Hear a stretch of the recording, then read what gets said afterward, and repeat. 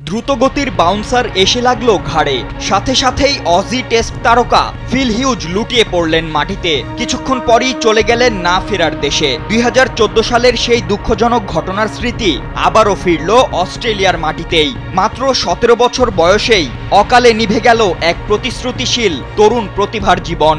নেটে অনুশীলনের সময় বলের আঘাতে প্রাণ হারালেন উদীয়মান ক্রিকেটার বেন অস্টিন। ঘটনাটি ঘটেছে মঙ্গলবার মেলবোর্নে গালির ওয়ালি টিউ রিজার্ভে। ম্যাচ শুরুর আগে নেটে স্বয়ংক্রিয় বোলিং মেশিনের বিপক্ষে ওয়ার্ম আপ করছিলেন বেন। মাথায় হেলমেট থাকলেও এক বল এসে লাগে বেনের মাথা ও ঘাড়ের সংযোগস্থলে।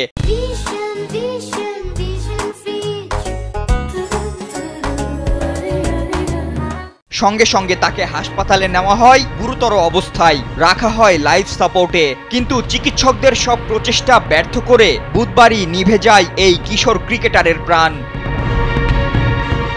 ফার্নট্রি গালি ক্রিকেট ক্লাব এক বিবৃতিতে জানিয়েছে, বেনের মৃত্যুতে আমরা সম্পূর্ণভাবে ভেঙে পড়েছি। তার এই অকাল প্রয়াণ আমাদের সমগ্র ক্রিকেট সম্প্রদায়ের জন্য অপূরণীয় ক্ষতি। ক্লাবটির বর্ণনায় বেন ছিলেন এক উদীয়মান বোলার ও ব্যাটার, একজন তারকা ক্রিকেটার, প্রেরণাদায়ক নেতা ও অসাধারণ তরুণ। এই ঘটনায় অস্ট্রেলিয়ার ক্রিকেটে নেমে এসেছে গভীর শোকের ছায়া। ফাতিন ইশরাক, কালবেলা।